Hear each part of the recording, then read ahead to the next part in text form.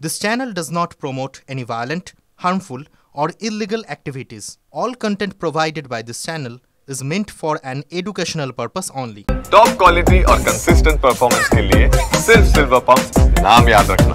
যে আরজিকর কাণ্ড ঘটার পর আমাদের বিজেপি নেতানেত্রীরা সেখানে পৌঁছেছিল যাতে সেই বাচ্চা মেয়েটি আমাদের বোনের দেহ যেন সংরক্ষিত থাকে এবং পোস্টমর্টম করা যায় দ্বিতীয়বার।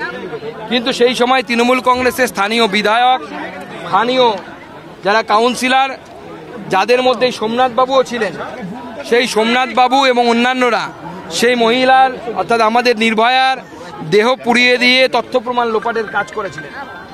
আজকে তাকে পুরস্কার হিসেবে পানিহাটির চেয়ারম্যান ঘোষণা করেছেন মাননীয় মুখ্যমন্ত্রী। তার প্রতিবাদে আমরা কালকে সেখানে আমাদের কেএনএসডি জেলা, সেই কেএনএসডি জেলা সভাপতির নেতৃত্বে আমরা সেখানে প্রতিবাদ মিছিল জানাবো, প্রতিবাদ মিছিল করব এবং আমাদের প্রতিবাদ জানাবো। শুভেন্দু অধিকারী জানিয়েছেন পরশুদিন যে 180 তাদের অন্তত লক্ষ্যমাত্রা। আপনি বিজেপি রাজ্য সভাপতি, আপনাদের অন্দরমহলের কোনো সমীক্ষা বা কিছুতে এরকম কিছু এসেছে? দেখুন, 294টি সিটেই বিজেপি লড়বে। এখনো পর্যন্ত কোনো সিদ্ধান্ত হয়নি যে আমরা অন্য কোনো সিট কাউকে ছেড়ে দেব। কিন্তু শুভেন্দুবাবু যেটা বলেছেন 180টি সিট মিনিমাম আমরা পাবো, আমরা মিনিমাম 180টি সিট পাবো। বাংলার মানুষের উপর আমার সেই ভরসা আছে।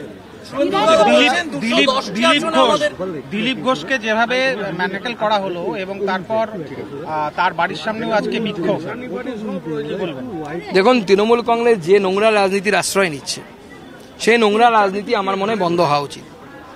স্বাভাবিকভাবে একজন পুরুষ নেতৃত্ব, তাকে মহিলাদের দিয়ে ঘিরে তাকে শারীরিকভাবে হেনস্থা করার এই যে চক্রান্ত, এটা নোংরা খেলা।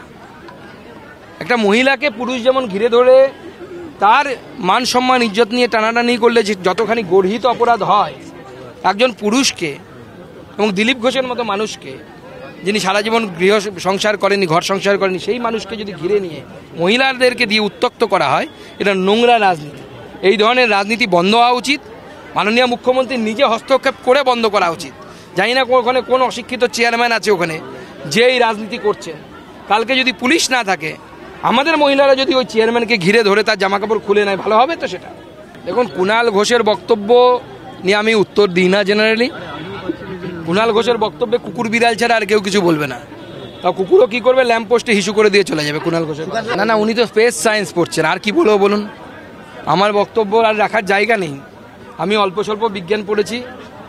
এখন যদি আমি স্পেস সায়েন্স পড়তে যাই, অর্ধেকের বেশি তো মাথায় ঢুকবে না, কিছু অর্ধেক কি 10%ও ঢুকবে না হয়তো স্পেস সায়েন্স পড়তে গেলে। কিন্তু উনি বলছেন যে ওনারও নাকি স্পেস সায়েন্সে পড়াশোনা আছে।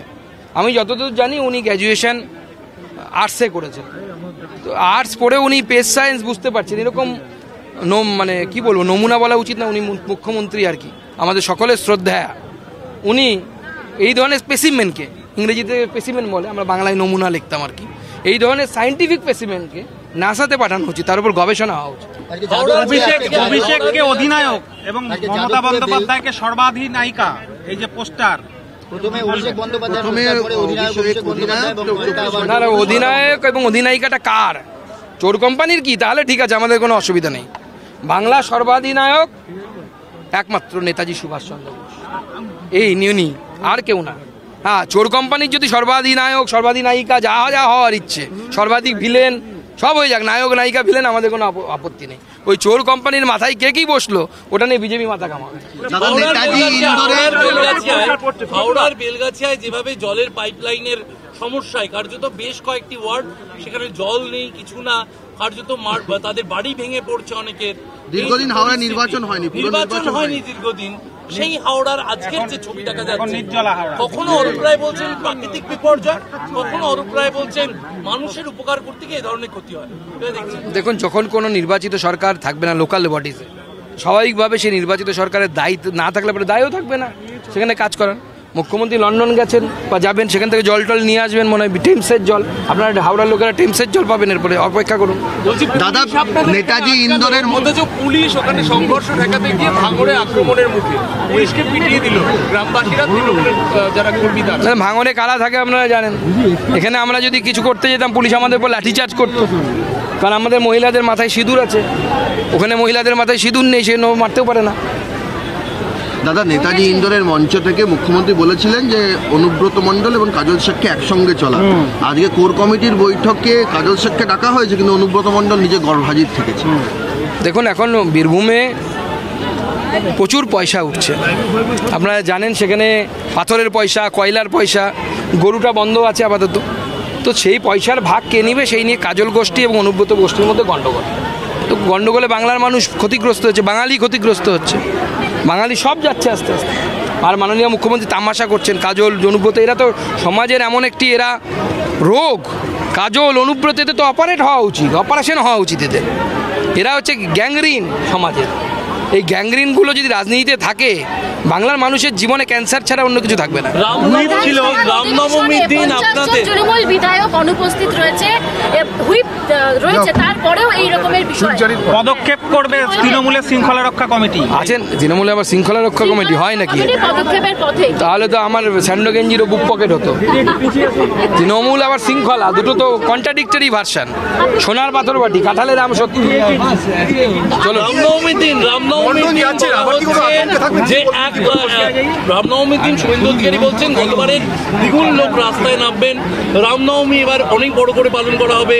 রামনবমী বিজেপির প্রতিষ্ঠা দিবস, এই ধরনের যে কথাগুলো আসছে, রামনবমী নিয়ে রাজ্য বিজেপির সভাপতি আপনার কোনো পরিকল্পনা আছে কি? দেখুন, রামনবমী বিজেপি পালন করে না, বিজেপি অংশগ্রহণ করে, মানে বিজেপি আয়োজনে থাকে না, বিজেপি আলাদা করে পালন করে না, রাজনৈতিক দল হিসেবে পালন করে না। এটি একটি ধর্মীয় সামাজিক উৎসব। বিভিন্ন জায়গায় বিভিন্ন সামাজিক এবং ধর্মীয় সংস্থা তারা রামনবমীর মিছিল আয়োজন করে, আমরা হিন্দু হিসেবে তাতে অংশগ্রহণ করি। আমি তো চাইবো সমাজের সর্বস্তরের মানুষ, হিন্দুরা মিছিলে অংশগ্রহণ করুক, অন্যান্য সমাজ, মুসলিম সমাজ এসে ফুল ছেটাক, হিন্দুদের জল খাওয়ানোর ব্যবস্থা করুক। এই ধরনের বাতাবরণ আমি রামনবমীতে অন্ততপক্ষে দেখতে চাই, যেটা গুজরাটে দেখি, যেটা উত্তরপ্রদেশে দেখি। বাংলাতে কেন হবে না? গুজরাটের মুসলিমরা যদি রামনবমী রথযাত্রায় যদি হিন্দুদেরকে জল খাওয়াতে পারে, শরবত খাওয়াতে পারে, তাহলে বাংলার মুসলিম সমাজ কেন করবে না বা কেন হবে না? বাংলায় মুসলিম সমাজকে মাননীয় মুখ্যমন্ত্রী ভয় দেখিয়ে এমন অবস্থা করে রেখেছেন যে তারা একটি ধর্মীয় এবং তার সাথে রাজনৈতিক কার্ডে পরিণত হয়েছে, রাজনৈতিক ডেবিট কার্ড। লাস্ট প্রশ্ন, পোস্টার যুদ্ধে এখন বামেরাও, তৃণমূল বিজেপি ভাই ভাই, এই পোস্টার এখন বামেরাও তারা ছড়ানো শুরু করেছে। দেখুন, বামেরা এখন পোস্টারে আর সোশ্যাল মিডিয়াতেই আছে, পোস্টে আছে আর পোস্টারে আছে, বাকি কোনো জায়গায় নেই। জনতার কাছে তো নেই। জনতা বামেদেরকে পুরো সাফাই করে দিয়েছে। গোটা রাজ্য সরকারের, শুধু কলকাতা পৌরসভা নয়, গোটা রাজ্য সরকারের অবস্থা হচ্ছে ভাড়ের মা ভবানী। যে মুখ্যমন্ত্রীকে মদ বেচে তার সরকার চালাতে হয়, সেই মুখ্যমন্ত্রীর কাছ থেকে আর কি আশা করবো আমরা? যা পারবে তাই বেচবে, সিট বেচবে, আরও কি বেচে দেখুন। আজ রাতে লন্ডন যাচ্ছেন, মানে কিছু বলতে চাইবেন? আমি বলবো দুগ্গা দুগ্গা, ভালো করে ফিরে আসুন, এমন কিছু বলবেন না যাতে বাঙালির মান সম্মানটা যায়।